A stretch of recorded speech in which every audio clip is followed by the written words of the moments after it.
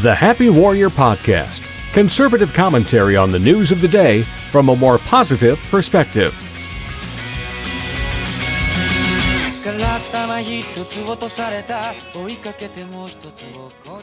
Hello, everybody.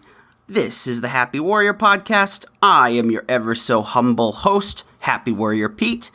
Today I have an excellent episode for you, and I have a special guest. Today you get to listen to Kentucky State University professor and author, Dr. Wilfred Reilly.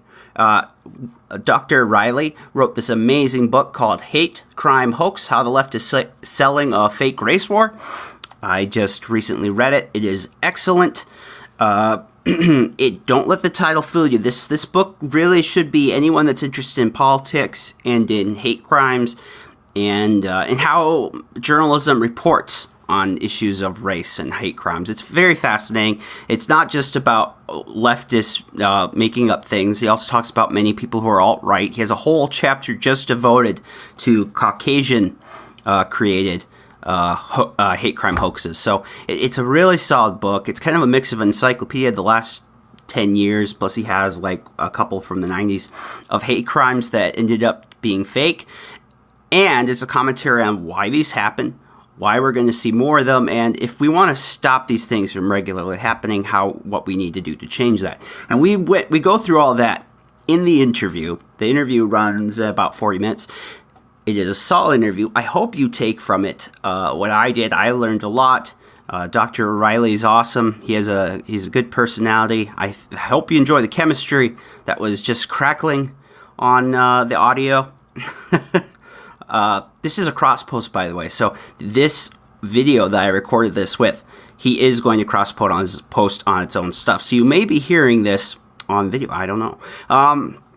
Well, that is all I've got to say. Please, before I play Professor Reilly, I would ask you to check us out on iTunes and rate and review us. Give us a 5-star. Say how much you love this podcast and click send. That helps a lot. Tells iTunes what podcast people are listening to. And be sure also to check us out on the social medias. You know, I'm very active on Facebook and Twitter. I do minds.com because I think that's going to be another big hit. A lot of people are going there. Joe Rogan, Tim Pool. Those are just two off the top of my head I can think of. So, yeah, check us out on all three. And thank you so much. You guys have been awesome. All right, well, here is the incredible, intelligent Dr. Wilfred Reilly. Sure thing. Sounds good. All right. Well, I'm glad to be here today. This is the Happy Warrior Podcast. For those of you who haven't listened before, I have the pleasure to be meeting with Professor Wilfred Reilly, or Will Reilly. I guess that's what I heard you say in a different interview. He is the fantastic author of, I'm going to be getting the right name here, Hate, Crime, Hoax, How the Left is Selling a Fake Race War. He teaches at, he's a professor of political science and criminal justice over at Kentucky State University. I guess I read somewhere that you have another book hiding out, the $50 million question, but that sounds like a very scholarly piece of work. Yeah, so the first book that I wrote is the $50 million question, an examination of why people value identities like race. And what I did in that book, are you familiar with Andrew Hacker? I am not, sorry. No, you're still a great guy. Andrew Hacker was an obscure but very influential political scientist. And what made him influential was the fact that in 1992, I believe, he really coined the idea of empirical white privilege, himself along with a woman named Peggy McIntosh. Andrew Hacker asked a bunch of white guys, mostly Irish and Italian guys in Queens, New York, how much they'd have to be paid to be black, if that were possible. It's an odd question. Oh, no, but you do have that part in your book. That's right. You do mention that. Yeah, well, the response Andrew Hacker got was that the average white guy would have to be paid $50 million over the course of their lifetime to become black. And that was kind of the foundation of the idea of white privilege, that one, white people are so racist, And two, white status has such value in our racist society that you'd have to give the average white guy $50 million in order for him to agree to become a black guy. And when I wrote my college dissertation, which became the first book, which also sold pretty well, people thought it was interesting, apparently. But I thought that a major flaw in that was that Hacker hadn't asked anyone who wasn't white. This is kind of like the Alfred Kinsey, how big's your penis question. You're going to get some kind of bizarre answers. So I obviously have a very diverse friend group, a lot of, I'd say, upper middle class minority individuals. And I originally asked a group of 100 black and Asian men that I was work grouping with how much they'd have to be paid to become white. And the average answer was $80 million. And I mean, you have to adjust for inflation. This was years after Hacker's experiment. But I became curious about whether he had proven, quote unquote, white privilege at all. So for my dissertation and for the book, I surveyed thousands of people that agreed to sit in for the survey. And I asked them how much they'd have to be paid, if this were possible at all, to change a range of these kind of core characteristics like race, sex, sexual orientation, religious faith. I was in Southern Illinois. That's a sort of heartland, traditionally religious region of the country. And I found a bunch of fascinating things. First, I found that minorities are in general more attached to their race, more racist, if you want to use that term, than whites. The group that demanded the most money to make any kind of identity change was old Asian men. That seemed to have kind of a negative view of Westerners in general. Like, you know, you Ferengi savages were living in caves when we were living in Peking. So that was fascinating. Blacks tested a bit ahead of whites on every measure of racism I included. Blacks and whites were pretty similar. Easterners tested well ahead of Westerners. I also found that people were much more attached to other characteristics than to race. So people valued their sexual orientation much more, i.e., for example, I would become Caucasian, although I'm an identified black and native guy. If you gave me, you know, a few $1 million, I like Caucasians well enough, I don't think I would change my orientation to become a gay man without any hostility at all for that group, for even a very sizable amount of money. People valued sex a great deal. Women did not want to be men. Men did not want to be women. Many people thought changing their religious tradition would lead them literally to hell. So we found that all groups display very similar levels of racial identification and of racism, with minorities actually ahead of whites. And we also found that race was not the thing people valued the most, contra both the Hotep movement, the alt-right. Sexual orientation was, religion was, social class was on the one set of surveys where I asked that, sex. So I printed all this up and I sold it as a book to Scholars, which is a, as the name indicates, mid-sized academic press. And that was the first one. Yeah, that's a bit of a niche market, but I've taken plenty of courses and had to read similar books. I did like your book, so I'll back this up. So Professor Reilly is kind of the expert on hate crime, quote-unquote, hoaxes. He put together a pretty decent sized book. It took me about 11 hours to get through it. That's about, I think, the length it is on Audible. It was pretty well in depth, and I would say that your book... although from the title you think it's more towards conservative, I thought it was actually pretty fair. I thought that even if you aren't a conservative, that you could take a lot away from it. I enjoyed it. I also enjoyed you have a sense of humor that I click with. So I thought was fun. It reminded me of being back in graduate school. But well, thank you. I'm just a couple years out of graduate school, so maybe some of the dry humor of being up for those 16-hour nights has survived. Yeah.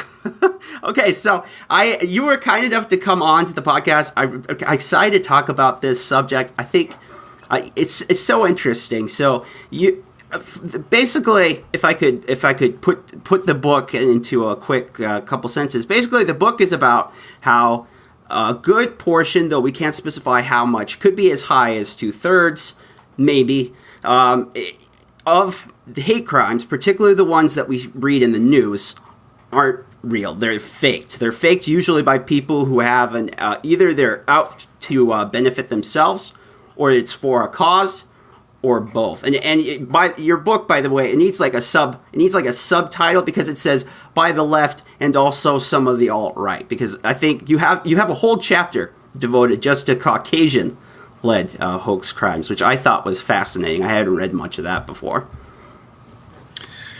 Yeah, I mean, I think that's a good summary. In a sentence, what the book says is that a very large percentage of at least the high-profile, widely reviewed, quote-unquote, hate crime incidents that we've seen in the media in the past decade or so have been fakes. And, I mean, obviously, recently we saw the Jussie Smollett case, crazy story where a man claimed that he was attacked by two racist Donald Trump supporters wearing the red MAGA hats, carrying a noose, carrying a bottle of bleach. They assaulted him. Right. In the middle of a polar storm at 2 a.m. Yeah, I mean, there's so much there. Bleach freezes at 21 degrees, it turns out. I asked one of our chemists. But at any rate, he claimed he was attacked by this group of men, and he was beaten because of his race and his sexual orientation. Mr. Smollett is a gay man, as it happens. And it turns out that as far as anyone can tell, that whole thing was a massive hoax. And that is nothing new. A week before that, we saw Covington Catholic, where, I mean, again, had the incident been real, that would have been a crime and probably a hate crime. Native American Indian elders said that he was assaulted by a group of prep school athletes. They chanted, "Build the wall." They said he didn't belong here. These are very ironic things to say to an Indian. They tried to take his tribe's sacred drum. It turned out that never happened. This was just an argument between two groups of men. And this goes on and on. Eastern Michigan with the graffiti allegedly targeting black students. Grand Rapids, where a young black woman claimed she was urinated on, literally by boorish white men. That is really gross. Yeah, that was a crazy crime. Of course, it didn't happen. But Kean College, where a Twitter account called Kean U Against the Blacks was set up and tweeted out all these death threats. Wisconsin Parkside, nooses found across the campus. Just on and on. The University of Virginia, where the claim was that the fraternities were running anti-feminist rape rings, a la the story of O. You know, the kind of the OG case, as I say, Duke Lacrosse, where the claim was that an exotic dancer was held captive. That one really, I mean, I knew some of about that case, but I mean, even to hear what happened to her, the lady that was involved in this since then, very fascinating. Well, yeah, the woman involved clearly has some mental issues, and they involve men. And to the extent that I feel sympathy, I mean, you do want her to be treated for those. But this was apparently the second group of three males, one white and one black, that she accused of assaulting her. She's since been arrested for either murdering or trying to murder her boyfriend. That was the second boyfriend she attacked with a knife. I mean, she's been in prison since then. So, at any rate... Yeah, it's not normally something you share on OkCupid. Yeah, I broke up with my ex. Yeah, I chased him out of the house with a knife. Tried to kill him. All water under the bridge. Well, you might share that on Tinder. I mean, you see some pretty crazy stuff in the intro profiles. So I've heard. But at any rate, all of those cases have in common that they were fakes. And I became interested several years back in the phenomenon of fake hate crimes. And I put together a data set. It was originally 409 cases. It's now 516 cases. That's undisputed. It's available to anyone who wants it. But of documented, mostly felony-level hate hoaxes. You're right. I don't estimate exactly what percentage of hate crimes are fakes in the book. I think that would be very difficult to ethically do. But it is not a small percentage. I mean, there are less than 7,000 reported hate crimes each year. That's reports. That's not convictions. Convictions is about 5% of that. It seems very likely there are more high-profile hate hoaxes than high-profile hate convictions. So you don't normally see something like that where there's, say, a 25 to 50% rate of false reporting for a crime. So I used modern empirical methods to look at why. I used tools like Google Scholar and JSTOR to stand the data. I analyzed it in Stata. I was curious, and I think the book that came out of that was a good one. Oh, it's glad to hear you do. It was extremely thorough. I was almost, not to be rude, I was almost getting tired. I was like, oh, here's another hate crime. Here's another hate crime. I was like, after like the 80th profile, I was like, okay, I think I can get the picture now. It is. I find it so fascinating because for the hoax hate crimes themselves, they say so much about where our culture is at. I think even a bigger part is more of what they say about media. You know, I have a journalism background, so on this podcast, we often talk about issues through the lens of journalism, and it's pretty bad. I mean, it's obvious how easily misled the media is on this stuff. And you put out a formula that you can, it's pretty dang accurate. You're like, some obscure hate crime is supposedly said, media runs with it for 5 miles, time goes on, finds out it's fake, media hides it in page 7. And you said you had an example where I think it was, I want to say it was the Huffington Post, that the retraction was 25 words. 25 words. Yep. That's like a sentence and a half. I mean, I'm surprised if they get the word is and the in there. Yeah, that was the Paris, Tennessee case where the original article had a headline, who are we in, Bush's or Obama's America? An LGBT-owned health food store in a good-sized Tennessee suburb had burned down. The owner, who torched the place for insurance money, claimed that he'd been attacked by a group of males. He'd had the word fag, quote-unquote, written on his forehead. Vicious attack. HuffPost covered it at length, page-long articles, and it inevitably turned out the whole thing was a fake. I mean, in many of these cases, there are cameras nearby, nothing's ever captured. In many of these cases, there's an amount of insurance money that's pretty sizable on the table. This case had all the hallmarks of a fake. It turned out to be fake. And yeah, the HuffPost, as you wittily said, ran a 20-word retraction saying, if you want to check out what happened to this case, click here and go to this more conservative site. So, yeah, that the line that I use in the book is that the general pattern is that an obviously dubious story like Jussie Smollett will surface. It'll be reported on every front page. It'll be reported in prime time. Covington Catholic was it as well. It'll turn out to be a fake, and the retraction will be issued on page 26 of the Leisure and Pet Cats section. And that's very often what you do see. The poor thing. Yeah, a friend of mine who's been on this podcast before, John Ziegler, was one of the few guys that was willing to question the Jussie Smollett publicly. And he said that it wasn't that I was the only one that from the beginning says this doesn't seem real. He was just the only one that had the balls that was willing to come out. He says the police knew. He said many of the local affiliates knew. But everyone was too scared to come out and say, look, this is just... I mean, if I was a betting man, I would bet that this thing is completely false. But the pushback by the media is just crazy. I don't know what other word to use for it. Well, this gets into the whole idea of narrative, that there are tons of things that taxpayers, perhaps especially whites, perhaps especially middle-class individuals, just can't say, even though everybody knows them. Women sometimes lie would be one of these. Crime rates vary among ethnic groups, although no one by global standards has an extraordinarily high one here in the USA. But there are a whole bunch of things you're just not supposed to say, which I find absurd. But the Smollett case is a classic example of this because Jussie Smollett, in my opinion, was obviously lying. I mean, as you mentioned, the day he said he was attacked was what we call Polar Vortex Day in Chicago. It was negative 27. Smollett said he was attacked at 2 o'clock in the morning. He said the two guys that attacked him were white. I'm not sure how he could tell because people would be wearing fur ski masks in that kind of weather in the Midwest. But he said he saw the bridge of a nose or some other crazy horseshit, excuse the language. He said the people that attacked him had a bottle of bleach, gallon bottle. It hadn't frozen in a half an hour as it would have. They had a full knotted rope noose.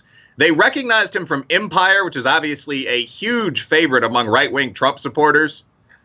They started... No, I never miss that one. I never miss an episode. Sit down. Do you watch Scandal, too? Which one of them, I think it was, I can't remember if it's Scandal or Empire, that had the very conservative plot line where for their Christmas special, they had one of the characters receive an abortion to the tune of The Silent Night. I think that was Scandal. Yeah. Classy stuff. But obviously, big favorites down on the farm or out on the golf course. I mean, but he said that these people... They recognized him immediately from Empire. A beating occurred for, I think it was 3 minutes. He then got away somehow. He fought off two guys, big guys. He had his Subway sandwich in his hand. He walked into his own building bloody with a noose around his neck and no one noticed. And then he sat there for 40 minutes and was persuaded by a neighbor to call the police. And I think it's pretty obvious to anyone that's ever been in a fight, to anyone that's ever been involved in a legal proceeding, that that probably was not true. And if you listen to people talk about this after the fact, from Chicago's Eddie Johnson, the top cop there, good police officer, to Robin Roberts, they all say, we knew this was bull. Robin Roberts, whatever. Well, no, but I believe her. I mean, she says, look, I knew this was a crazy story. I'm an investigative reporter by background. But again, it's the idea of things you can't say. She said, as an upper middle class woman, especially a black woman, especially one with a lot of friends in the gay community, I didn't want to say the obvious because what if?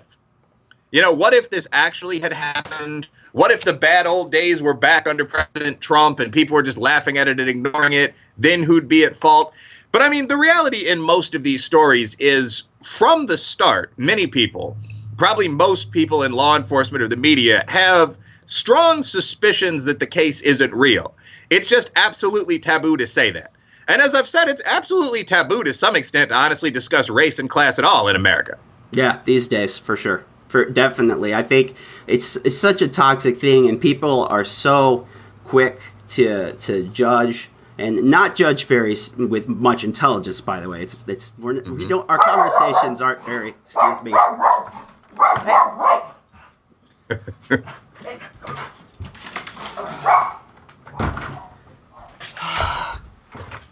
My apologies, Professor.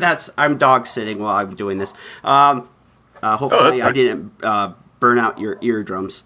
I think, okay, so there was a particular example with, this was what felt really, so you talk about in your book, and of all the cases, this one I think stayed with me the most, was the story about the 18-year-old Muslim college student in New York, Yasmin Saweed. And it's a very disturbing story because you find out that this was actually, her hoax was to cover up that her father had almost killed her mom. Or did she recover? I don't remember if she recovered or not. Well, that's two different cases. Yeah, sorry. Yeah, one was the Alawati murder, that was a very disturbing case. That was Miss Alawati, or Mrs. Alawati, was apparently something of a hero. Her family had fought in the Iraqi resistance, had fought bravely. She was obviously given a spot here. Her husband beat her to death. A standard domestic quarrel. One of them suspected infidelity, I think. There was an issue with a daughter dating a Christian man. So the husband beats the wife. The wife ends up suffering a skull injury and dying. And the husband writes a note that says something like, Arab, go home, and leaves it near the body. So that was the one case. Yasmin Saweed was kind of the first Jussie Smollett. So Yasmin Saweed was a college student at Baruch in New York who claimed that she was attacked on the NYC subway by a group of white men that ripped at her hijab, her favorite hijab, that called her a terrorist. She felt they implicitly threatened sexual assault, shoved her around, and she said no one on the train did anything to help her, shades of Kitty Genovese. She finally was able to escape, and she reported this to the police. And because it was such a boorish, unpleasant thing, I mean, this became the subject of a statewide investigation. And it turned out that she just made the whole thing up, but the case kept getting crazier and crazier. I mean, at one point she panicked and she fled her home. And I think she just almost sympathetically wanted to spend some time with friends for a day or two and think the whole thing through. But she didn't tell anybody. So again, another manhunt began. And these cops were roaming through New York City with her picture looking for her. And when she finally reappeared, they began to question the whole narrative, as in, why has this woman disappeared? Why has she disappeared after these intense allegations? They put her in an interrogation room and finally found out she'd made the whole thing up. But there was an element of domestic abuse there as well. The reason she had falsified the story is that she didn't want to be struck or mentally disciplined by her parents for having spent the night out drinking with a group of Christian American friends. So she said that she'd been attacked, she was traumatized, it took her hours to recover, and that was to avoid any kind of harsh parental discipline. But yeah, both of those are disturbing stories that include an element of potentially abuse. Yeah, and with Saweed, what was crazy was, and you referred to this, where the Daily Caller has this picture of her in court and her head is shaved. And the comment from the writer, the caller's like, there actually might have been something pretty nasty going on here, and the media just completely ignored it. Yeah. By the way, do you mind if I get up for a second and close the drapes in my office? It's pretty sunny. Yeah, that's fine. That's fine. All right. You were patient with me and the dogs, so that's more than fair. Let's see how this works.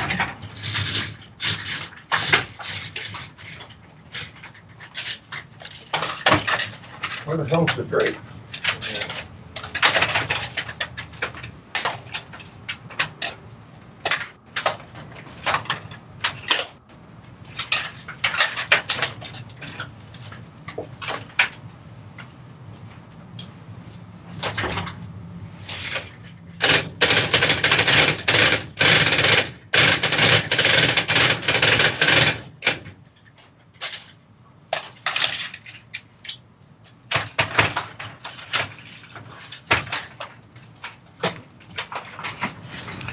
Were you punked? Did they take your drapes?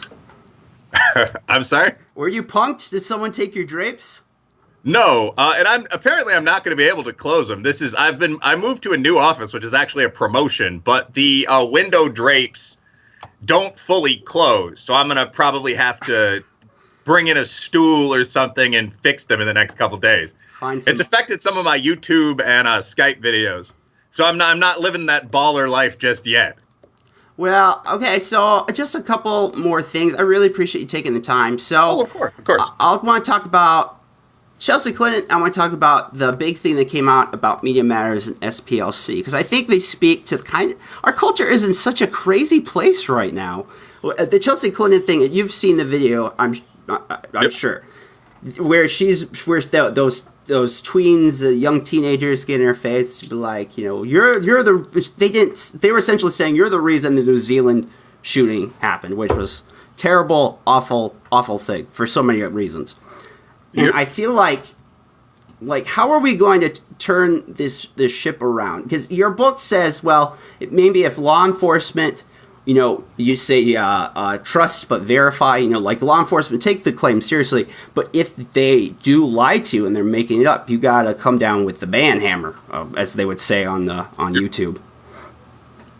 What do I think we should do? I think that we should return to emphasizing empiricism as opposed to this nonsensical idea of my truth. So things either are, at least if you're talking about mathematics or even my realm of social science or yours of journalism, things either are true or they're not.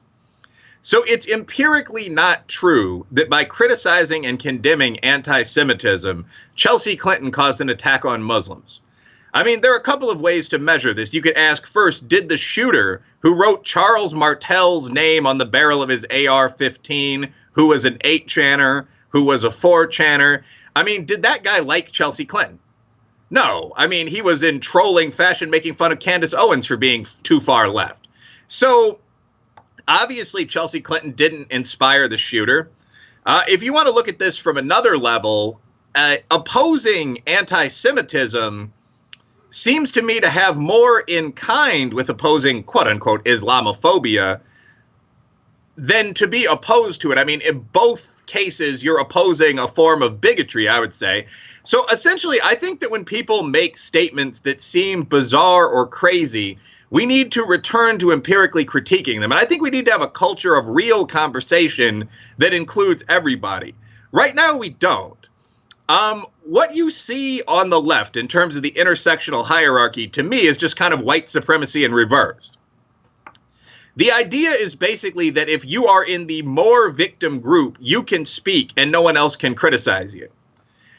And this is kind of the reverse of what you used to see on the right during the rise of the evangelical movement, where people would say, well, I'm a Christian, to justify virtually anything, like their position on Gulf War I. Now you're, okay, cool, me too. I'm not a Hindu. I mean, it's a Western nation, but that doesn't mean anything empirical. And you see the same thing now in reverse, where people will say something like, well, as a black woman, or as a gay man, or as, a white Appalachian guy with green eyes, I feel blank. The simple fact that you're in those categories doesn't mean that what you're saying isn't stupid nonsense. Yep. So I think when people say stupid nonsense, like, and opposing anti-Semitism is the reason for Islamophobia, they should be called out on that. It's worth noting, by the way, again, the remarkable double standard that both sides, but especially the left, have on this kind of thing. I mean, Ilhan Omar was saying things like, the Jews have the world hypnotized. Yeah. I mean, come on. Oh, no, she was going for all the classic tropes, all the great anti-Semitic tropes. Yeah, I mean, a Jew gold, it's all about the Benjamins. I mean, these are classic cliche anti-Semitic statements. I mean, the one that got me that I couldn't believe she said, I actually lost a small bet with a friend about it, was the Jews have the world hypnotized. She said it. So, I mean, when people pointed out in the most diffident possible way, you know, that could be perceived as anti-Semitic, this was immediately attacked and shouted down, but it wasn't shouted down using logic, because there's no way that's not anti-Semitic. It was shouted down using the hammer of greater victimhood, i.e., how dare you say that a black, immigrant, refugee, urban, Muslim hates the Jews?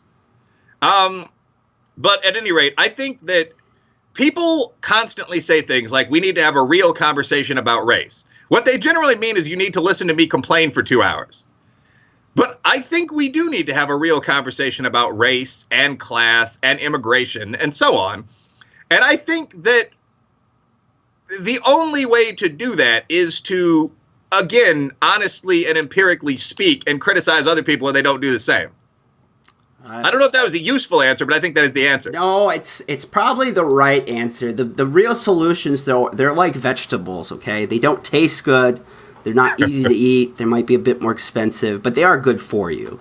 Mm-hmm. I think you're right. Hopefully that pendulum will swing back to reasoning and sanity. I mean, we're about out of time. I would just say that before we do that, the media are going to have to change that effort, because although I think there's something, as time has gone by, I mean, they just came out that Reuters, who, you don't know this maybe, but in the journalism world, they like to be like, we're above it all. We're above biases. Yes. We're like the BBC. And Reuters had been holding on to 2 years that he was part of this, the Black Sheep, something or other, an old hacker group. He had written very strange erotic fiction. I mean, just very, and they had purposely sat on it. And to quote, I can't even think of it. Basically, until the media is willing to go back to trying to be objective, at least saying what. As a journalist, I believe it's important to try to balance both sides, or whatever they want to call it. I don't think we're going to get on top of that, but that's just my opinion. Well, and I mean, I have a couple more minutes to talk. It's an interesting topic, but I think you're right about that. I do think that media narrative creation is a thing that occurs in this country to levels that most Americans are not aware of. No. The media has a lot of biases. One of them, obviously, as you know, is towards sensationalism of an extreme kind. So this is why you see so many stories about bullshit that's not going to kill you in the mass media. Shark attack, for example, young child kidnapping. All of this is stuff that's been found to be clickbait that sells ads for trucks and Viagra. So that is a fact. One of the first things I tell my political science 211 students is that what you see in the media has very little resemblance to what's actually going on in society. Major problems in the United States of America, like suicide for our veterans, 16,000 guys a year, automobile wreck, 45,000 people a year killed just tooling around on the highway, prostate cancer and other diseases that primarily affect men. Those issues are almost never discussed. What you get instead is shark attack and terrorism. But one other bias the media does have, I think, is a kind of conventional coastal liberalism. You probably know this, but in 2004, Pew did a very comprehensive survey of print and broadcast media members. Yep, this is in your book. I've read this in a couple different places. Yeah, it's the survey that's on point. 93% of them were either liberals or left-leaning moderates. 7% were conservatives of any kind. That includes libertarians, ANCAPs, anything along those lines. So when you have a slant that's that extreme, I mean, in comparison, the Army's about 65-35, con and lib, quote unquote, you're going to see the effects of that. So there are a lot of narratives in the media we don't even notice. And a lot of my research work appears in the book. Like at one point, I mentioned that I actually looked at the total number of unarmed black men who were shot by cops in a very representative year, 2015, as I recall. And it turned out to be 17. So we think this is an epidemic because the media has presented and highlighted every one of those 17 tiny, obscure cases, although great tragedy for the men involved. It turns out if you look deeper into this, 76% of the people shot by police are not black. They're Caucasian, whites, or Hispanics. Blacks aren't disproportionately shot. Black population percentage is about 14%. Percent shot by cops is 22%. Blacks also have a slightly higher crime rate, slightly but definitely. Interracial crime in general is treated in this way by the media. Putting together Hoax, what we generally found is that in a typical year, interracial crime between whites and people of color is 70 to 80% anti-white, but about 90% of media attention is devoted to the atypical white on, for example, black cases. I mean, there's no race war in America. Neither whites or blacks are killing each other in great numbers. 85% of murder victims are killed by someone of their race that they knew. But nonetheless, the way in which the media is taking even the little bit of data that exists and manipulating it is really, really remarkable. And you see that with hate crime as well. I mean, there's no epidemic of hate crimes. There are less than 7,000 felony or a misdemeanor hate crimes a year. So why does the media focus on that? Two reasons. It appeals to a conventional liberal narrative, one, and two, it gets people watching. Because people remember the old days of the Klan and the Panthers fighting in the street, and they're scared of it, and they don't want it to happen again. And if they watch videos about it, they'll stay linked in for the next thing, and they'll click and buy Viagra. So that's why the media presents the stories that it does. Do they have much of anything to do with reality? No. I think you're right for the reasons. So I'm about to put out this article, just a tiny bit controversial. It's about how the media have been reporting on the opioid crisis. And the opioid crisis is the term that they like to use for this general idea that the 70,000 American deaths each year to illegal drugs. Specifically, 29% of those cases are fentanyl, black market fentanyl. But in most cases with drug overdose deaths, the average of drugs that they've overdosed on are 6. So, I mean, opioids, even in the play of this, aren't the plurality or majority as they're being said. But on top of that, the problem is because all the drug campaigns, everything that's reported in the media, puts this sometimes they'll come out right and say it, or they'll just leave these very strong insinuations that the problem is prescription drugs. Well, that has led to a terrible backlash. So where the CDC came out with these 2016 guidelines that was a soft recommend that doctors don't prescribe as many opioids. Well, the media and law enforcement have left the building. I mean, they've taken that soft recommendation and made it a hard limit. And so we now have entire states like West Virginia. There are just no pain doctors. There are no pain clinics. I know in my local area, there's a reporter bragging. She's talking to our two biggest hospitals, and they're bragging, well, we've cut down our opioid prescriptions by 38%. Well, there's 18 million Americans we know of in 2016 that actually rely on opioids for long-term care. How many of those now don't have them? It's so frustrating because to me, as someone who is a chronic pain patient, it seems like the media pushes a narrative, but this narrative does have a negative impact. And that's kind of what I got from your book was the media has a narrative. The narrative is hate crimes are real, and that's causing to inflame the nation. Do I have that about right? Yeah, I think that the opiate example is an interesting one. I had tended to be conventionally for less prescriptions of opiates. All right. But I mean, I, like most men, played sports earlier in life. I have knees that are torn up from track and basketball. And I've gone to the doctor numerous times and been told essentially, well, what you need is some Vicodin, some codeine 3, some fentanyl. And I've always jokingly asked, what about a brace? So I would have tended to think that opiates were being overprescribed. But you're right. Even if that is a vice of the simplistic narrative rather than the liberal narrative, real people are affected by any narrative that takes place in these 30-second sound bites. And we shouldn't forget that. No, they were at some levels, particularly with Purdue, that got caught very heavily advertised. I mean, as one of the doctors I talked to, they said, we did overprescribe opioids. It was being offered to many people. But instead of trying to moderate that, we just go, well, it's like we're banning alcohol. We'll just ban them. They just won't be here. And as our he's still alive, but the late great Attorney General Jeff Sessions says, "Oh, you just need a Tylenol. Stop whining." Well, I think in general, one of the things that I would like to see in public life is more people that know what the hell they're doing.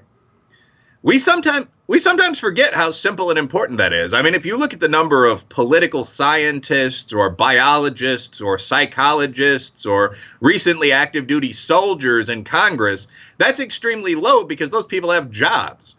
They're out teaching high school and college or coaching athletic teams, or they're in the military fighting our opponents.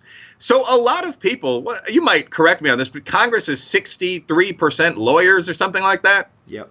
So if you have a bunch of people that have a background in flash and courtroom presentation, the whole focus is the simple solution. I mean, shouting not guilty at the end is your goal. That's going to lead you to a lot of simple, quick fixes. That's a weakness of Americans in general. I mean, if you look at wars, most of them aren't necessarily going to have an end. I mean, we still have troops in Korea. Yeah. But it's become increasingly difficult to be honest with the American people about foreign policy, I think.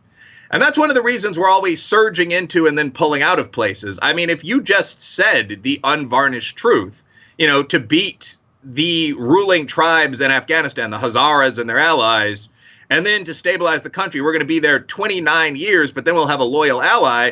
I think very, very few Americans would vote for that. And that same focus on the quick fix comes up, better believe it does, in Congress. It comes up in the media.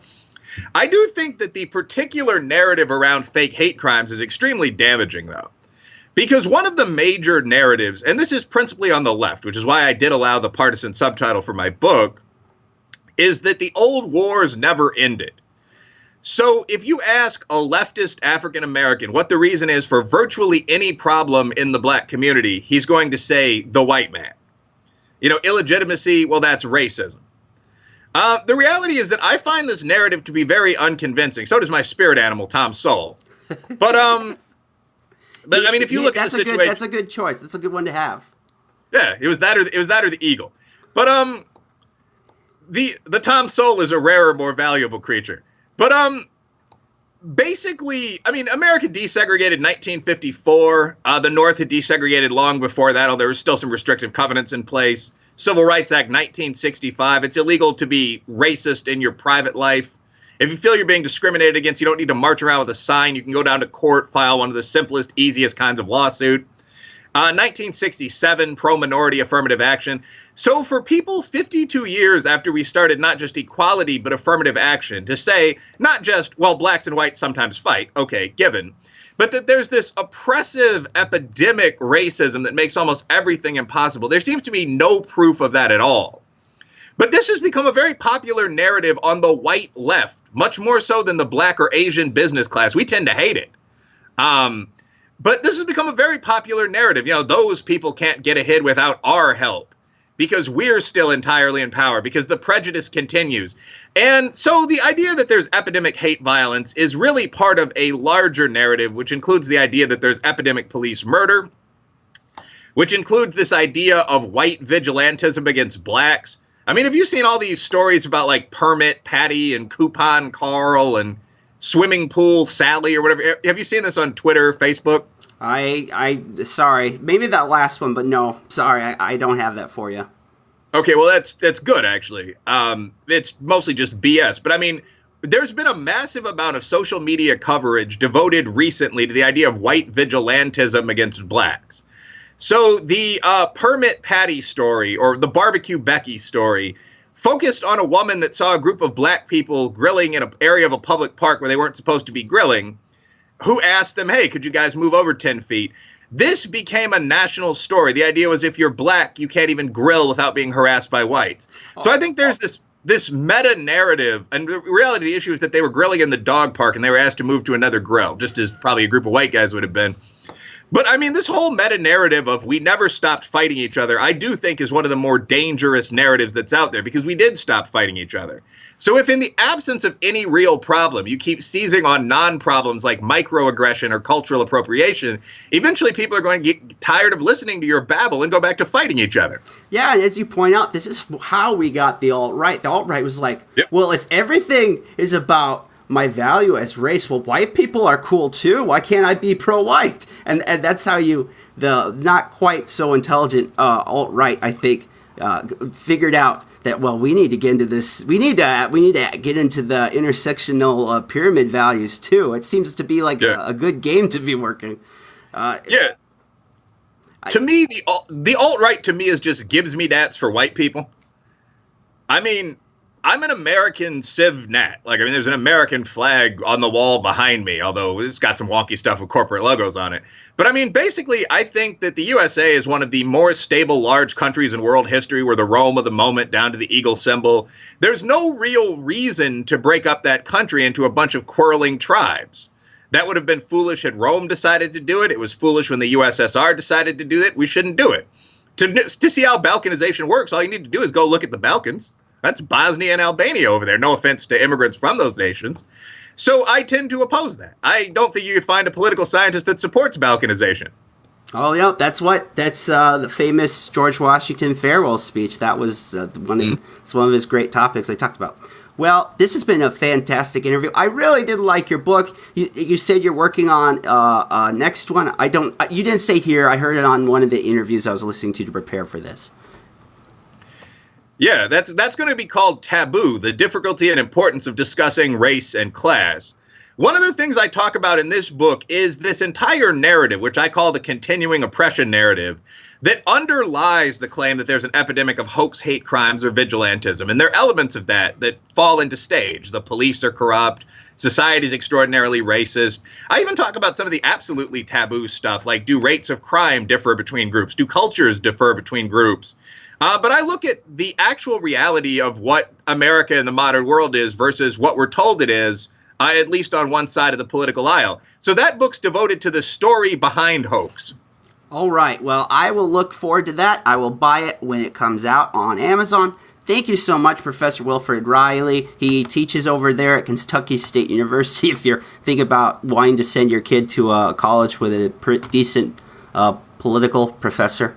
And the book is Hate Crime Hoax, How the Left is Selling a Fake Race War. I recommend that book. It's kind of a fun mix of an encyclopedia on hate crimes and a commentary. All right. Well, you have been awesome, Professor Reilly. Thank you so much. All right. Thank you. Have a good day. You too.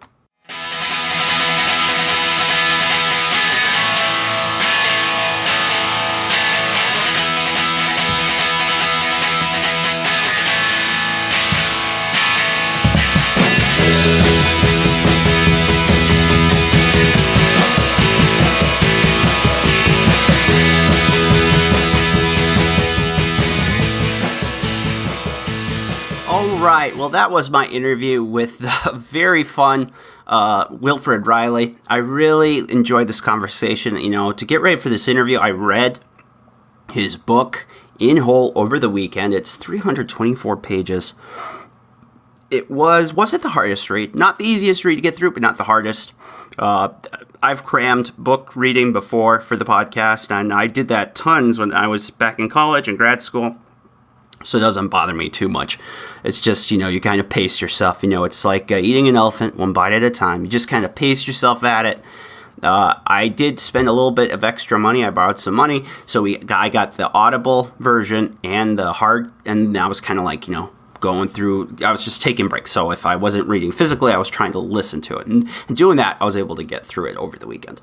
Really great guy. We should have him on the podcast again. He was very personable, very funny. I could have talked to him for another half an hour. I mean, he teaches at a predominantly black college. He's very well read in all kinds of political circles, so he knows what the people on the alt-right are saying and on the left. He's more conventional of a conservative, but foremost of all, he's a political scientist, and he thinks with that. I mean, he also has a background. He also has a law degree. He teaches about criminal justice. He's just a very cool guy. So I can't say enough nice things about him. So what am I going to use? So since this ate a little over half of my usual podcast time, what do I want to talk about with you guys? Well, let's talk about the Chelsea Clinton stuff, because the Chelsea Clinton stuff is just crazy. So what is the Chelsea Clinton stuff? For those who have their heads in the sand like a bunch of ostriches, Chelsea Clinton was one of the few Democrats that said that Ilhan Omar made anti-Semitic slurs. And she didn't actually say it. She said it in a tweet. Yeah. She tweeted last week that Ilhan Omar is doing the slurs. Doing all those classic anti-Semitic tropes. In fact, it's funny. She didn't even hardly say it. She just said co-signed as an American. She was just retweeting someone else. That's whatever. Anyhow, so you can't do this. You can't point out that the emperor doesn't have any clothes on in the Democrat Party these days. And so it led to this delicious encounter. Here is pregnant Chelsea Clinton being accosted by students from New York University, blaming her for the New Zealand massacre. You've probably heard this audio clip, but what the heck, I'll play it for you anyways. All that you have done and all this. I'm so sorry. Well, certainly it was never my intention. I do believe words matter. I believe we have to show they do matter. And this right here is the result of a massacre stoked by people like you and the words that you have put out into the world. And I want you to know that, and I want you to feel that deep inside. 49 people died because of the rhetoric that you put out there. I'm so sorry. I don't think... What does "I'm sorry you feel that way" mean? What does that mean? Yeah, so I know that audio is a little hard to hear everything as easily as I would have liked. So I'll just give you a little background on the video. The person that's doing this is Senior Lean Dweek. She's the one that's pointing her finger in Clinton's face and yelling at her. What she said was, this right here is a result of a massacre stoked by people like you and the words that you put out into the world. And I want you to know that, and I want you to feel that deeply 49 people died because of the rhetoric you put out there. And in the background, you can hear remember at these college campuses where the snowflakes live, they don't clap anymore. They do sympathy snaps. Oh yeah, I'm feeling you, brother. I'm feeling you, sister. Sympathy snaps. Now, you should know I can't snap. Never have been able to. So I would not do well at NYU because I would be just like, I can't snap. You hate me? You hate me? You can't give me the sympathy snaps? I'm sorry. I'm sorry. I can only give mean, aggressive claps. That's all I'm capable of doing. Anyhow, moving on. Clinton, in the video, is pregnant with their third kid. She is, in this whole video, very calm, very collected, very polite. She handled it the way you should handle it, the way real adults handle it. Clinton just says, I'm sorry you feel that way. And when she says this, of course, a male in the background yells, what does "I'm sorry you feel that way" mean? What does that mean? And that's the clip. That is the whole of the video. And yeah, it was uploaded by this woman, Rose Asaf.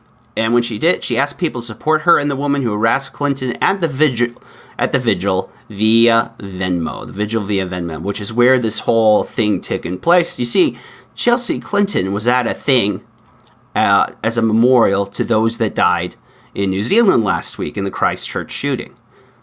Yes, so at essentially a funeral, these activists from NYU come up to Chelsea Clinton, who is pregnant, and says, your fault that the guy in New Zealand killed those 49 people. Yep.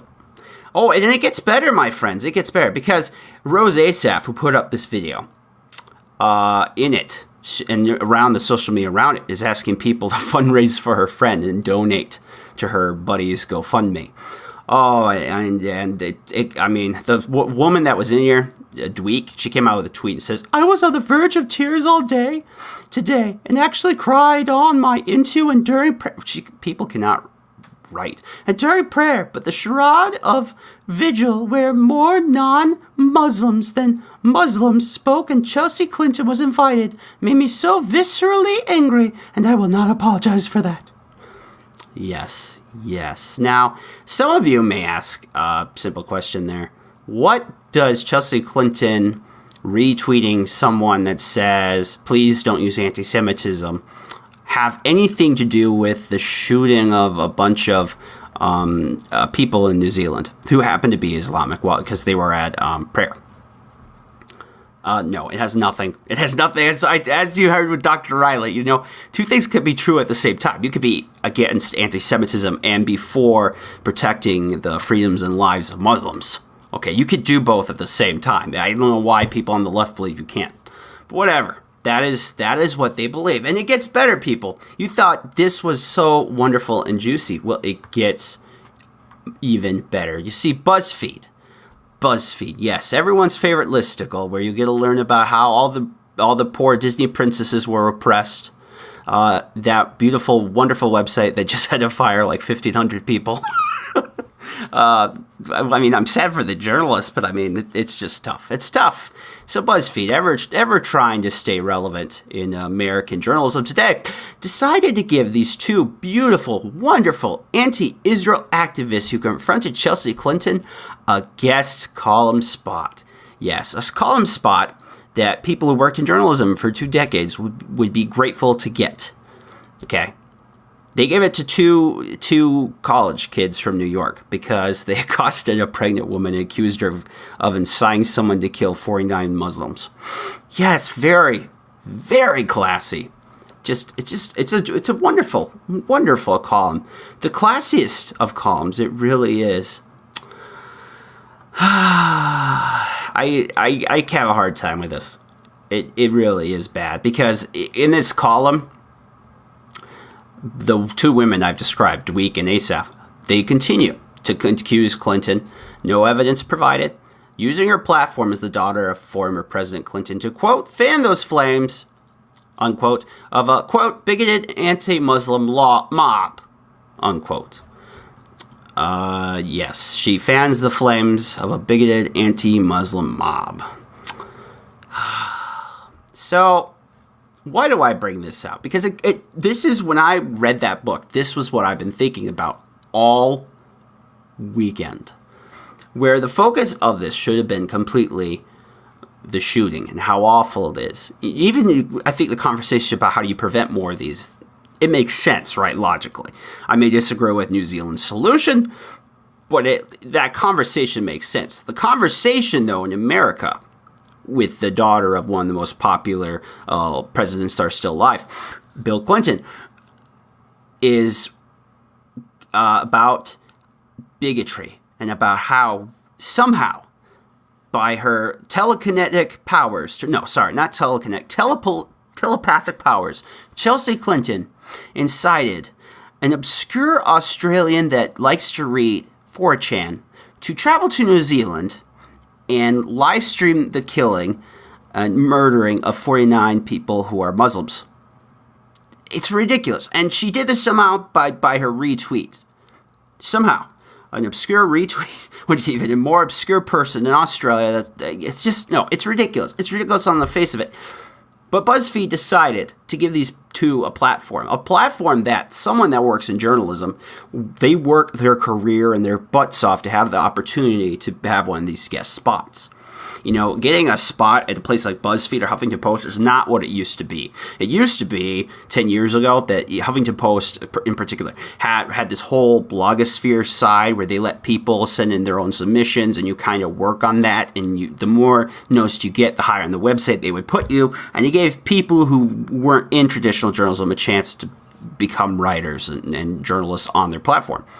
And Huffington Post completely got rid of it. There are only a few places that still have something like this. The Gawker network, for all my problems with it, has something called Kinja, Kinga, and this lets them. They do this for the Gizmodo and Kotaku. I don't know if they do it for other places, but Kinja allows guest people, just random strangers, to make their own blogs and then see if the blogs get ratings, and they'll put that below articles or in between the different official articles. Give credit where credit's due. So, a BuzzFeed platform piece is something pretty special. It is a big career thing. You can put that on your Twitter your Twitter bio profile, and people are going to notice. So they're giving it to these two, as my uncle would say, these two fruitcakes, these two cornflakes that who can't string 4 or 5 words at a time. Decides to give them a leading article spot on BuzzFeed. And apparently someone that decided to look into this, Seth Mandel, he says, actually, these two women, in particular, Dweek, has a long history on social media of being anti-Zionism, talking about how awful Israel is and wanting to demolish Israel. It's really disturbing. It is really disturbing. So my friend John Ziegler, the place that he writes his column for, Mediaite. Mediaite is not a conservative website, by the way. It's center-left a little bit, but they do have some conservative writers. They have come out and they have chastised BuzzFeed over this. They're like, "What the fetch, guys? What are you doing over there?" BuzzFeed gives activists from Mosque Massacre vigil guest column to smear Chelsea Clinton again. And Mediaite just takes BuzzFeed to town. It's fantastic. I really like it. So why does this matter? Well, it goes back to why these hate crimes are happening, and maybe I didn't get that clear enough. But these hate crimes are happening because there are incentives for people to do it, and there is little punishment. And in my family, embarrassment might be punishment enough, but for the people that do this, it really isn't. They don't really care about being caught out wrong. I mean, it's embarrassing, but it doesn't really hurt them. Because many of these people that do these hate crime hoaxes, they get a platform on something like BuzzFeed, on something like Huffington Post, or even the Washington Post, particularly when it goes to African Americans hate crime hoaxes. These people get huge platforms. Platforms that someone that actually works for a living should probably have, but they get it, and they can do it, and they can sometimes have it for weeks or even months. In the case of one of the ladies I mentioned, I want to say that was Saweed, and they get their thing. They get their message out. They get their profile blown up. If they find out that later we find out they're wrong, but it hardly gets reported. And even if it does kind of stick with them, these people often still are able to use this to help their personal life, to make money. There's a great story, this one in the book, that had this whole fake hate crime hoax about how her neighbor said, this is a Christian neighborhood, and you are gay, and so you have to be quiet at a certain time of night, just like the rest of us. And she used this to get a big campaign to GoFundMe. She made like $60,000 doing it. And it came out that she was wrong. She got to keep the money, guys. I mean, she said she gave it back, but as far as the writing of the book, which came out March last year, she hadn't. So the incentives are really strong to do junk like this, and this includes activism in general. See, you and I both know that is in completely bad taste. Bad taste. You don't go up to the pregnant daughter. This lady's not a politician. I mean, Chelsea Clinton likes putting herself in the public conversation. But essentially, she has no control whatsoever about whether New Zealand does or doesn't adopt certain policy. She is not in Congress. She didn't vote against Omar. She just did a retweet. Okay, and anyone can just do a retweet. You can retweet something and just retweet it because you don't like it and you don't put a comment on it.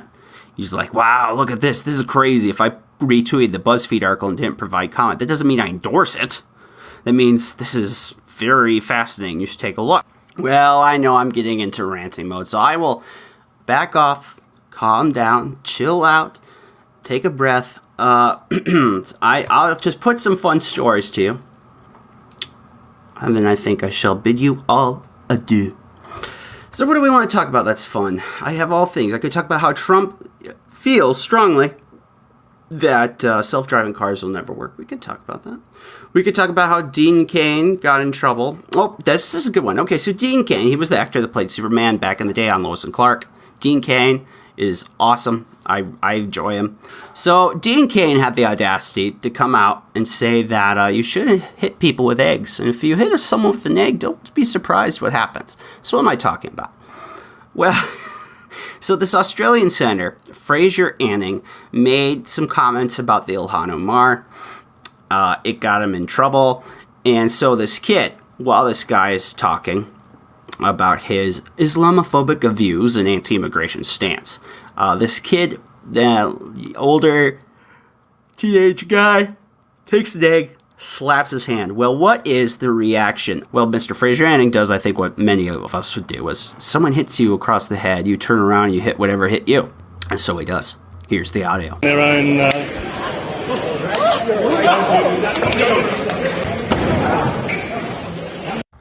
Now, I'm not advocating violence, okay? I don't hit people for whatever reason, but Dean Cain, I think, has the right opinion on this. So Dean Cain, that evil bastard, he said that he thinks it's okay to be a Nazi and be an Islamophobe, and he hates immigrants. He said that too. No, he really didn't. No, all he said was in a retweet of the video, he says, I would have knocked that kid cold. But of course, you can imagine how Twitter, so much nuance and real people trying to understand each other's points of view. So they would say, on the other hand, the old man deserved it for being a bigoted a-hole. Dean Cain said, you do that to anyone, be prepared to accept the consequences. No joke. And then someone named Jim Wilkins said, I think that kid spoke for most of the world when he egged that racist, and you would hit him too? That question mark there. In a position of representing people doesn't put you in a good light, Dean Cain says. So it's okay to attack people with whom you disagree. Someone even asked, this is funny, Jenna asked, Superman would have punched the senator? Dean Cain said, no, he would have allowed the free speech, but disagreed with it. So it got to a silly point that Daily Caller decided to do a quick article on this and ask Mr. Cain about his opinion on this. That was a big yawn there. He said, you cannot attack someone for their political views no matter how abhorrent, not with an egg, not with fists, not with guns. That's wrong. In the U.S. we have First Amendment which protects all speech, including unpopular speech, as long as it doesn't call for violence, which I totally disagree with what I've seen in the senator's position. Is it illegal for him to hold them? Should he be physically attacked because of them? And I think Dean Cain has it right. Well, what else? So the UK just passed a law that will be coming into effect next month. And I don't know if this is a good thing or a bad thing. I've had mixed feelings on both sides of it. The UK is going to ban anyone from under the age of 18 for looking at online pornography. Now, this sounds kind of like a nice idea, but how would you make it happen? And it, you know, I'm not big into letting government censor speech, even gross speech. Well, the UK is going to force internet websites that host pornography to verify their users are 18 by using a special verification with like a driver's license. Or you can buy these little passes they'll be selling at news stands or places where you can buy newspapers. And you take that and it lets you go onto the website. Yeah, there are issues of this because two things. One, the websites are now logging verified who the people are that are going on it. And two, so is the government. So the government is going to know who went to see what on where. And, you know, maybe some guy, bureaucrat in the future with connections to someone, you know, just let slip that John Doe, who was into the really gross, you know, pornography, choose your pick. It's not a subject I know very well. And I could see that being a problem. I don't like the idea of so much power in that way, and the culture we have where we just shame people to death, that someone have that kind of information. I mean, we've seen with the NSA that information's been abused by agents, or the story I shared about the agents that went to work for Saudi Arabia and the Kuwaiti, and they took some of that information with them. So it's not as secure as you'd like to think. I kind of like the idea in theory because I know pornography is not healthy for young developing minds. It's not really healthy for anyone's mind. And so I understand why they're doing it. I just am not sure how realistic this decision is. It'd be much harder to make it happen in the U.S. Not just because of the First Amendment, yes, but I think people maybe in the U.S. are a little, I can't tell you. I was going to say we're less polite, but I've heard Daniel Hernan argue that actually America is more polite and the Brits aren't. I really don't know. All right, so what else is interesting that I could tell you about? Well, I could talk about how Harvard University uncovered a DNA switch that controls genes for whole body regeneration. Just like one of those alligators regrowing a tooth. We could soon be regrowing limbs like jellyfish. Or I could talk about how a study came out that showed robots capable of developing prejudice on their own. That's very interesting. Well, not really. But instead, I will choose to share with you the story of a new Guinness World Book of Records breaker who gave birth to 6 babies in just 9 minutes, defying 1 in 4.7 billion odds. Yes, this wonderful, important, intellectual article came from The Sun, as they often do. And a mom gave birth to 6 babies, 2 sets of twin boys and 1 lot of twin girls in just 9 minutes, defying remarkable odds of 1 in 4.7 billion. Thelma Chiaka delivered her sextuplets between 4:50 a.m. and 4:59 a.m. on Friday at Women's Hospital of Texas in Houston. What? That just took place in Texas? Why am I reading about it in The Sun? Babies were a healthy weight. They're in stable condition. The daughters' name are Zena and Zuriel, but no name for the son. The names of the sons, apparently. She has been too tired to name the boys by the time the news was released on the hospital's Facebook page. Oh, she's never going to be able to live that down. Oh, yeah, Mom, you only named Zena and Zuriel. You too tired to name us. We know who you really like more. Oh, you're never going to be able to let that go. What a weird story. I like it. That was a fun story. Well, I think, guys, we will cut it there. I'm experimenting with making episodes a little shorter. I don't know. I had certain comments from certain people that the show is just too long at 90 minutes and that we should make it more like 60 minutes or 50 minutes. So it's more like the Daily Wire's 1 hour shows, which really are half an hour long with like half that being commercials. So we may try that. If you think that's a good idea, if you think we need to shorten the show, maybe we'll do like 2 a week, but each is 60 minutes. If you like the idea, please let us know on social media. And also tell all your friends, family, dog sitters, neighbors, cousins, first marriages, brothers, nanny. Tell her to. Tell them all to check out the Happy Warrior podcast. You guys have been great. Be sure to rate and review. Thank you to Robert Melling, for the producer, for being so fantastically awesome for the Sioux Empire Podcast Network. There are lots of shows. You know, if you want to share a podcast that isn't political, Robert has plenty of them. They are just as good as this one, if not better. Well, until next time, my friends, this has been the Happy Warrior Podcast with your host, Happy Warrior Pete. Good night, America. Thank you for listening. The Happy Warrior Podcast, hosted by Peter Von Pischke, produced by Robert Mailing, a production of the Sioux Empire Podcast Network. Learn more at happy-warrior.net.